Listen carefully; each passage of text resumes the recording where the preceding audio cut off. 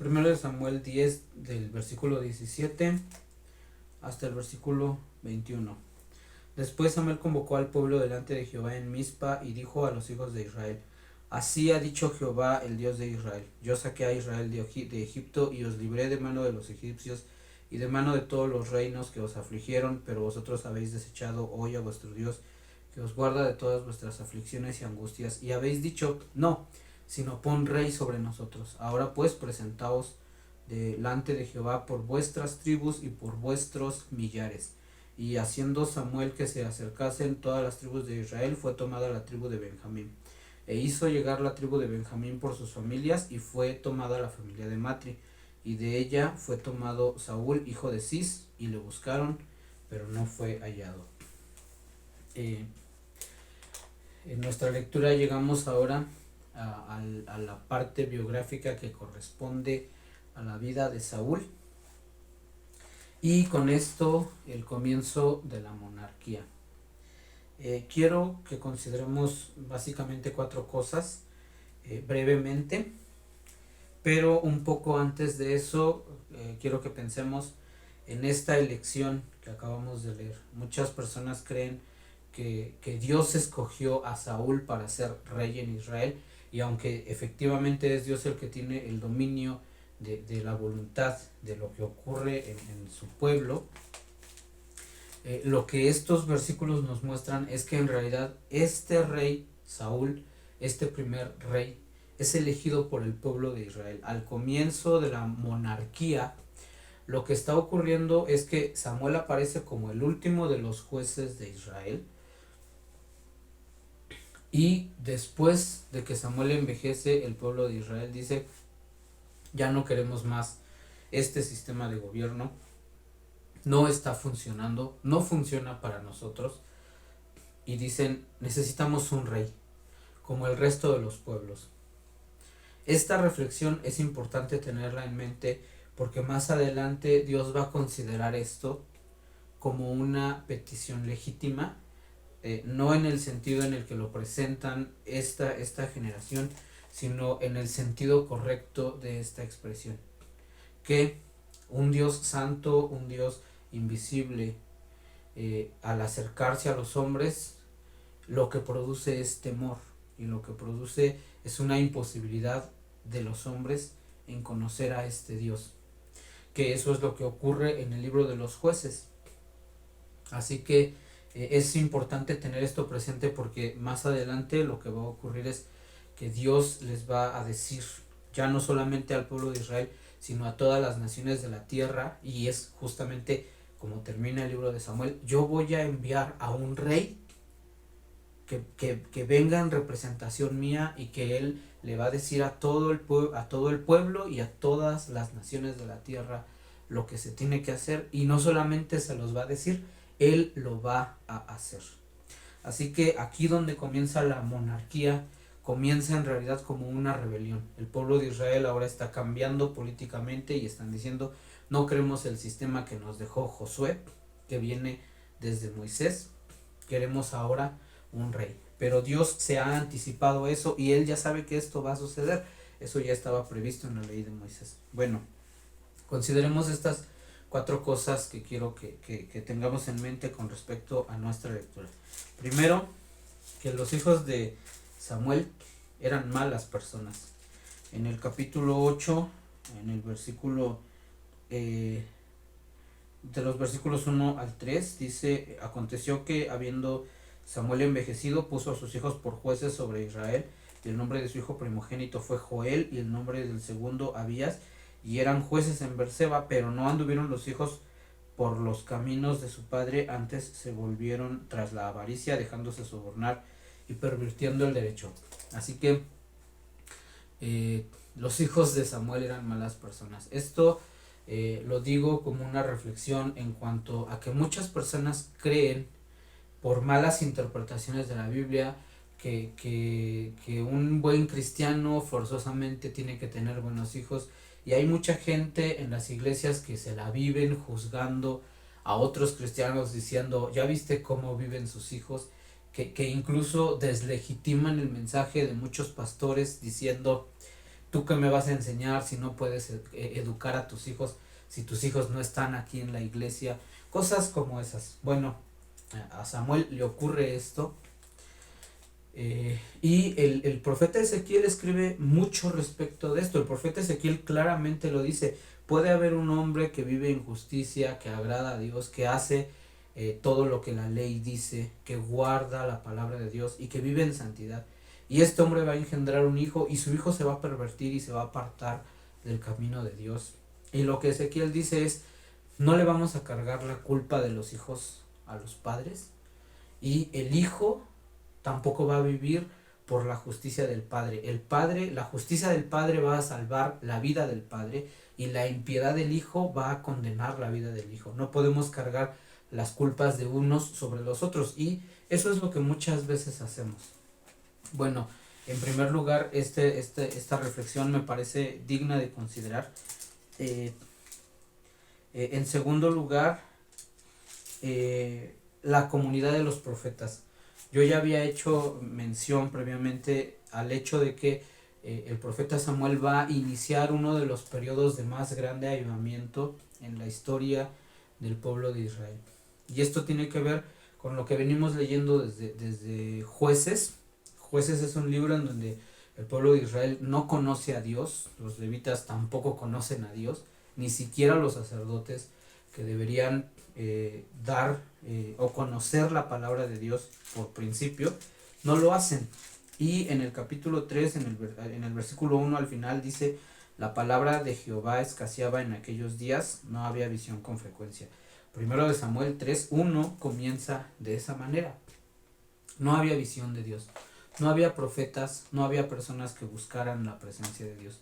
Sin embargo, cuando llegamos al capítulo 10, después de que Samuel ha ejercido su ministerio profético y que ha ejercido también como juez en Israel, encontramos esto que Samuel le dice a Saúl en el capítulo 10, versículo 5. Después de esto llegarás al collado de Dios, donde está la guarnición de los filisteos, y cuando entres allá en la ciudad encontrarás una compañía de profetas que descienden del lugar alto, y delante de ellos salterio, pandero, flauta y arpa, y ellos profetizando. Entonces el Espíritu de Jehová vendrá sobre ti con poder, y profetizarás con ellos, y serás mudado en otro hombre.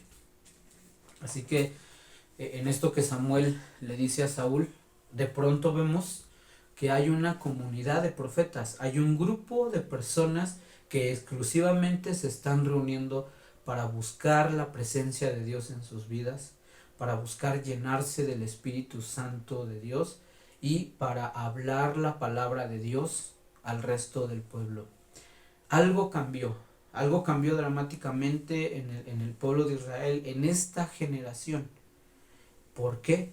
Porque Samuel entendió lo que es la presencia de Dios y lo que el Espíritu de Dios hace en la vida de las personas, y cuál es el propósito de Dios para su pueblo. Samuel sabe que este don profético no es algo que él debe quedarse para sí, sino que es algo que él debe compartir con todos aquellos que quieran tomar de él. Así que cualquiera podía acercarse a la comunidad de los profetas y apegarse a las enseñanzas del profeta Samuel o de quien estuviera al frente en turno, y aprender a buscar la presencia de Dios. Samuel va a formar estas comunidades de los profetas, y en lo que habíamos venido leyendo, al ir revisando hacia atrás o al ir recordando, esto nunca había ocurrido. Nunca, desde que hemos empezado nuestra lectura de la Biblia, había aparecido una comunidad exclusivamente dedicada a buscar la presencia de Dios. Habían aparecido individuos, por ahí uno, otro, pero todos de manera individual, cada uno con su propio encuentro personal con Dios.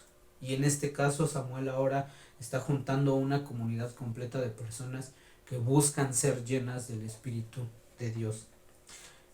Samuel es el artífice de uno de los más grandes avivamientos en la historia de Israel. Estas comunidades de los profetas van a prevalecer, y en el libro de los Reyes vamos a encontrar que se van haciendo cada vez más grandes hasta llegar a Elías, que Elías es la máxima expresión de estas comunidades de profetas. Y bueno, que como ya había hecho mención previamente, es el cumplimiento de esta profecía de Deuteronomio 18, del versículo 15 en adelante. En tercer lugar, la monarquía. Samuel se encarga de instaurar la monarquía. En esto, al final del capítulo 10, encontramos que dice el versículo 24, y Samuel dijo a todo el pueblo: ¿habéis visto al que ha elegido Jehová, que no hay semejante a él en todo el pueblo? Entonces el pueblo clamó con alegría, diciendo: viva el rey. Y Samuel recitó luego al pueblo las leyes del reino y las escribió en un libro, el cual guardó delante de Jehová. Samuel es el que se encarga de instaurar la monarquía.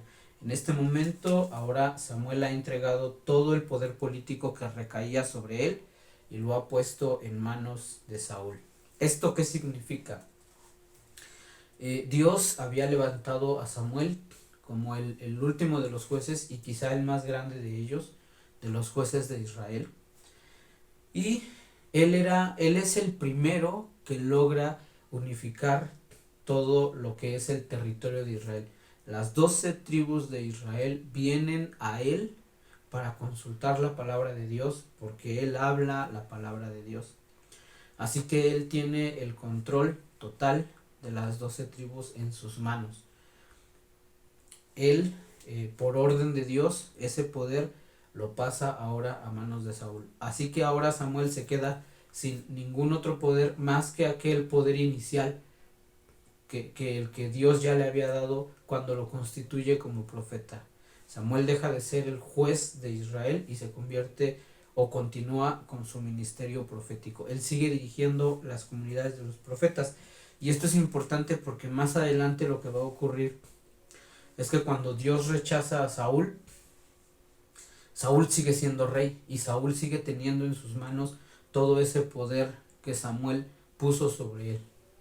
Así que ahora Saúl va a usar todo ese poder para enfrentarse en contra de la voluntad de Dios y para intentar matar a David. Así que esto que Samuel está haciendo aquí es muy importante porque nos muestra cómo trabaja nuestro Dios.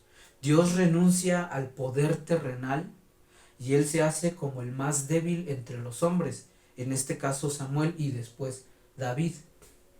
Él se convierte en una persona débil que renuncia al poder y deja todo el poder en manos de otro, de otro que se va a convertir con el tiempo en su enemigo. Y su enemigo va a emplear precisamente todo el poder que tiene a su alcance.